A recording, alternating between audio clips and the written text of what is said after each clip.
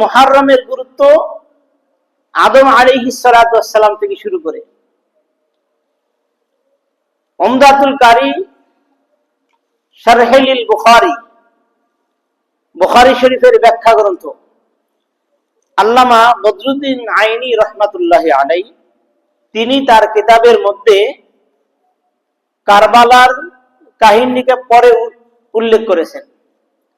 তিনি তার কিতাবের মধ্যে উল্লেখ করেছেন 10টি উল্লেখযোগ্য কারণে মুহররমের গুরুত্ব এবং ফজিলত আল্লাহ তাআলার কাছে অনেক বেড়ে গিয়েছে।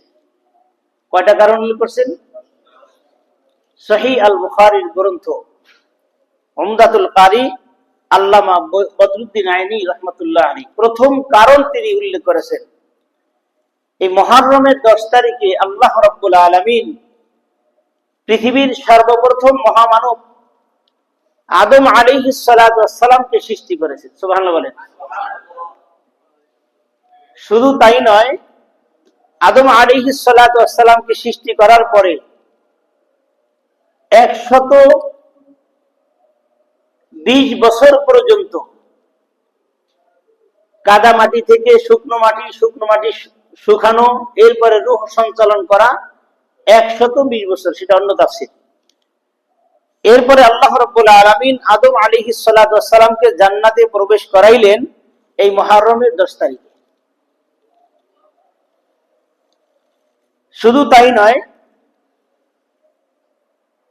আদম আলাইহিস সালাতু ওয়াস সালাম ভুলক্রমে আল্লাহ রাব্বুল আলামিনের নিষিদ্ধ গাছের ফল ভক্ষণ করলেন। আল্লাহ রাব্বুল আলামিন এই কারণে তাকে দুনিয়াতে প্রেরণ করলেন। যেই দিন দুনিয়াতে প্রেরণ করলেন ওই দিনটা ছিল মুহররমের 10 তারিখ। সুবহানাল্লাহ বলেন।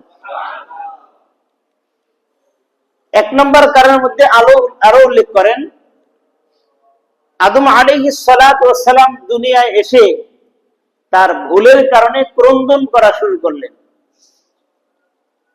কাঁদতে কাঁদতে চোখের পানি শুকিয়ে গেল। সময় চলে গেল প্রায় 360 বছর। 360 বছর পরে আদম আলাইহিস সালাতু ওয়াস সালাম বললেন, আল্লাহ, জান্নাতে থাকা অবস্থায় আরশে তোমার নামের সাথে আরেকটা নাম আমি দেখেছিলাম। তোমার নামের সাথে আরেকটা নাম আমি দেখেছি। আল্লাহ, আমার মনে হয় ওই নামটা তোমার খুব প্রিয়, না হলে তোমার পাশে স্থান পেতে পারে না। আল্লাহ, ওই নামের উসিলায় আমার ভুলগুলো ক্ষমা করে দেন। সুবহানাল্লাহ। আদম আলাইহিস সালাতু ওয়াস সালাম 360 বছর কান্নাকাটির পরে যখন বললেন, রব্বুল আলামিন, জান্নাতে থাকা অবস্থায় আরশে মুআল্লার মধ্যে তোমার নামের সাথে আরেকটা নাম দেখেছিলাম। তোমার নাম দেখেছিলাম লা ইলাহা ইল্লাল্লাহ, পাশেই ছিল মুহাম্মাদুর রাসূলুল্লাহ সাল্লাল্লাহু আলাইহি ওয়াসাল্লাম। মাবুদ গো, তোমার নামের সাথে যেই নামটা আছে অবশ্যই তোমার প্রিয় হবে। আল্লাহ, তোমার ওই প্রিয় নামের উসিলায় আমি আদমকে তুমি ক্ষমা করে দাও। তিনি সাথে সাথে উল্লেখ করলেন সূরা আরাফের 23 নম্বর আয়াত। আল্লাহ রাব্বুল আলামিন আদমের ওই কথাটা কুরআনুল কারীমের মধ্যে আমাদের জন্য শিক্ষার জন্য কোট করে দিলেন। আদম আলাইহিস সালাতু ওয়াস সালামের জবান থেকে বের হয়ে গেল, রব্বানা যালামনা আনফুসানা ওয়া ইল্লাম তাগফির লানা ওয়া তারহামনা লানাকুনান্না মিনাল খাসিরিন। রব্বুল আলামিন, আমি অপরাধ করেছি, আমার নফসের সাথে জুলুম করে ফেলেছি। ওয়া ইল্লাম তাগফির লানা, যদি আপনি আমাকে ক্ষমা না করেন আমি তো ক্ষতিগ্রস্ত হয়ে যাব। আল্লাহ রাব্বুল আলামিন 360 বছর কান্নাকাটির পরে আদম আলাইহিস সালাতু ওয়াস সালামকে যেই দিনে ক্ষমা করেছিলেন ওই দিনটা ছিল 10ই মুহররম। আমার ভাইরা 2 নম্বর কারণ উল্লেখ করলেন, নূহ আলাইহিস সালাতু ওয়াস সালাম 950 বছর অর্থাৎ 950 বছর পর্যন্ত কালেমার দাওয়াত দিলেন। কওমের লোকেরা দাওয়াত গ্রহণ করলেন না, তাকে মারধর করলেন। নূহ আলাইহিস সালাতু ওয়াস সালামের নামের অর্থ ক্রন্দনকারী। এত অত্যাচার জুলুম করেছে তার কওমের লোকেরা। অতিষ্ঠ হয়ে নূহ আলাইহিস সালাতু ওয়াস সালাম দোয়া করলেন, রব্বি লা তাযার আলাল আরদি মিনাল কাফিরিনা দাইয়ারা। রব্বুল আলামিন আমার কওমদেরকে দাওয়াত দিতে দিতে 950 বছর পর্যন্ত দাওয়াত দিলাম, মাবুদ গো আমার কওম তো কালেমার দাওয়াত গ্রহণ করে না, বরং আমাকে অত্যাচার করে, জুলুম করে, আর সহ্য করতে পারে না। মাবুদ আমার কওমের যারা ঈমান গ্রহণ করেছে তাদের সারা সকলকে ধ্বংস করে দাও। আল্লাহ রাব্বুল আলামিন বললেন, নূরে তোমার দোয়া কবুল, তাহলে একটা কাজ করো, তুমি তোমার দায়িত্বে তুমি একটা কিস্তি তৈরি করো, নৌকা তৈরি করো। আল্লাহ রাব্বুল আলামিন সূরা হুদের 37 নম্বর আয়াতে কোট করে দিলেন।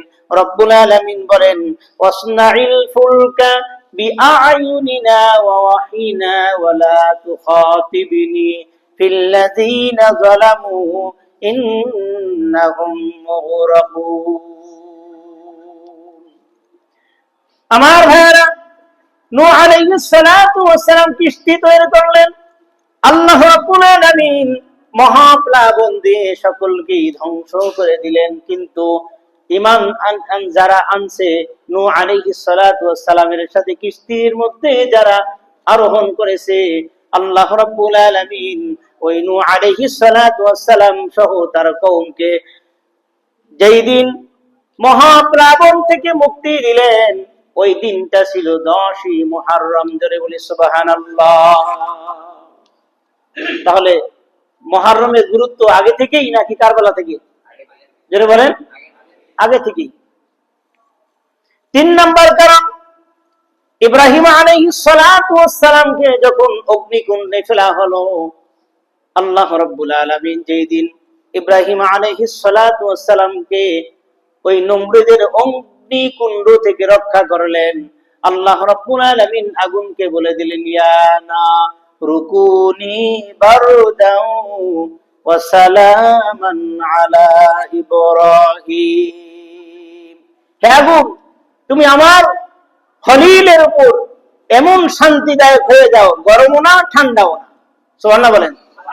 কিতাবের মধ্যে দেখে ইব্রাহিম আলাইহিস সালাতু ওয়াস সালাম 40 দিন পর্যন্ত আগুনের মধ্যে ছিলেন, কোন তাপ অনুভব করে নাই। বরঞ্চ তাকে জিজ্ঞাসা করা হয়েছিল, আপনার জীবনের শান্তিময় দিন কখন ছিল? তিনি বলেছিলেন, নমরুদের অগ্নিকুণ্ডে যে 40 দিন ছিলাম, এই 40 দিনে সবচাইতে শান্তিতে ছিলাম। সুবহানাল্লাহ।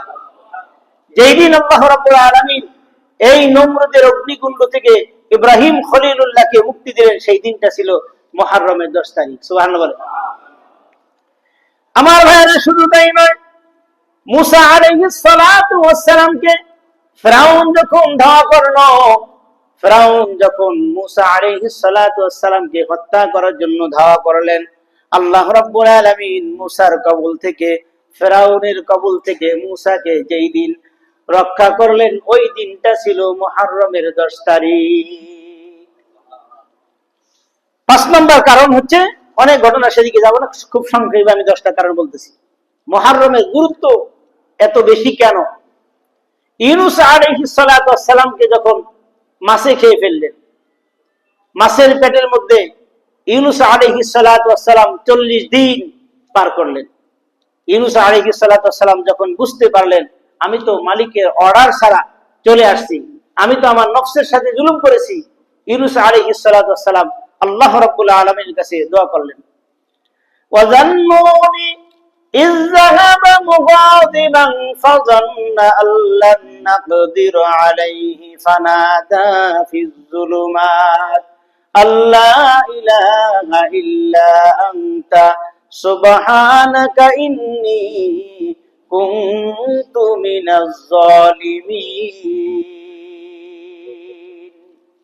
ইউনূস আলাইহিস সালাতু ওয়াস সালাম মাছের পেটে থেকে যখন বুঝলো আমি তো আমার নফসের সাথে জুলুম করেছি, আমি তো আমার মালিকের অর্ডার ছাড়া অন্যত্র চলে যাইতেছিলাম, এই কারণে আল্লাহ রাব্বুল আলামিন আমাকে পাকড়াও করেছে, আমি ভুল করেছি।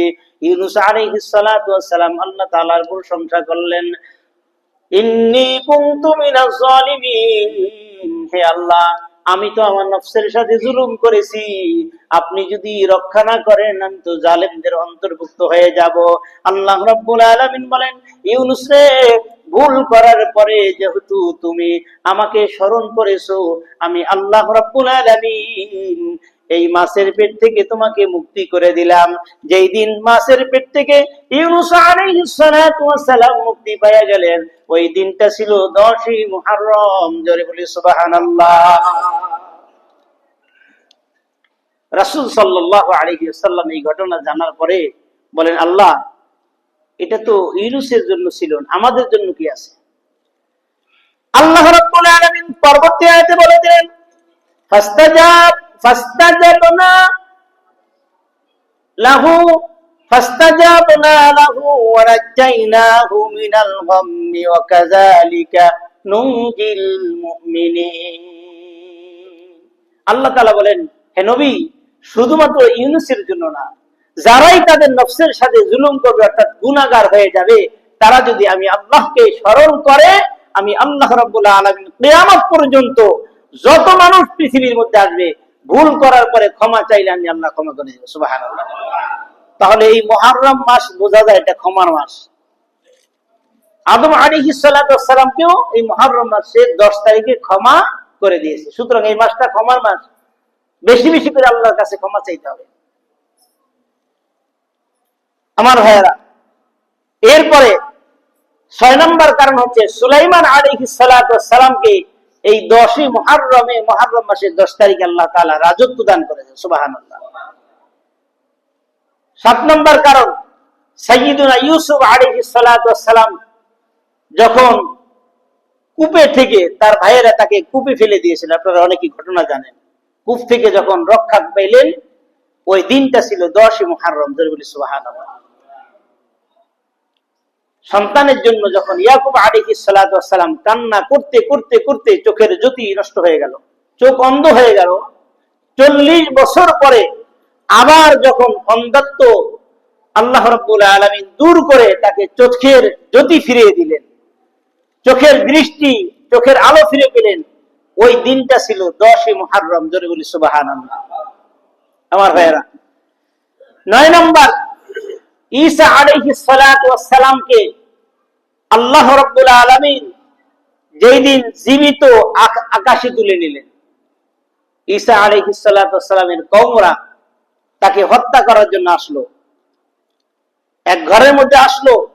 যখন তারা প্রবেশ করলো, যারা ঘরের মধ্যে প্রবেশ করেছে, যে প্রথম যে প্রবেশ করেছে তাকে আল্লাহ রাব্বুল আলামিন ঈসা আলাইহিস সালাতু ওয়াস সালামের স্বরূপ দান করেছে, আর ঈসা আলাইহিস সালাতু ওয়াস সালামকে আল্লাহ তাআলা আকাশে তুলে নিয়েছে।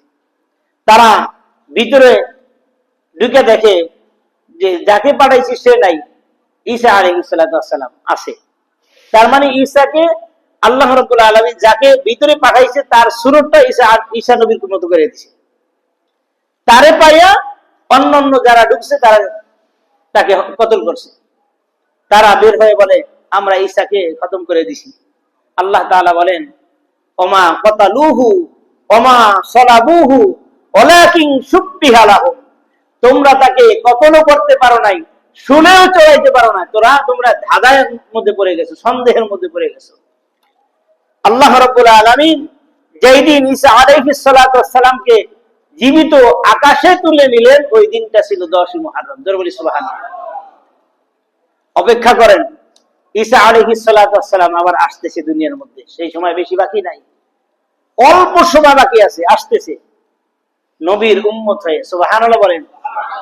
আর আমরা নবীর উম্মত আগেই হয়ে গেছি। আল্লাহু আকবার। আমাদের মর্যাদা কি আমরা বুঝি না তো?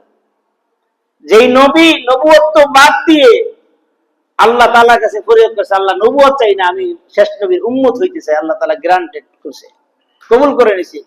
ঈসা আলাইহিস সালাতু ওয়াস সালাম আবার আসতেছে। 10 নাম্বার কারণ হচ্ছে সর্বশেষ 10ই মুহররম কারবালার মর্মান্তিক ঘটনা ঘটেছে। ইয়াজিদ কর্তৃক এই নাস্তিক বেপরোয়া ছিল, নারী লোভী ছিল, মদখোর ছিল, জোর করে ক্ষমতা দখল করে মিথ্যা আশ্বাস দিয়ে কুফার মানুষদেরকে প্রভাবিত করে, টাকা পয়সা দিয়ে, স্বর্ণ গহনা দিয়ে প্রভাবিত করে, তাদের দ্বারা একাধিক চিঠি প্রেরণ করে ইমাম হোসাইনকে তারা দাওয়াত দিয়ে এনে ন্যাক্কারজনকভাবে সপরিবারে তাদেরকে শহীদ করে দিয়েছিল এই 10ই মুহররম। সুবহানাল্লাহ বলেন। 10ই মুহররম, মুহররম মাস শুধুমাত্র কারবালা কাহিনী নয়, কারবালার কারণে মুহররমের গুরুত্ব বাড়ে নাই, মুহররমের গুরুত্বের কারণে কারবালার গুরুত্ব বেড়ে গেছে। সুবহানাল্লাহ।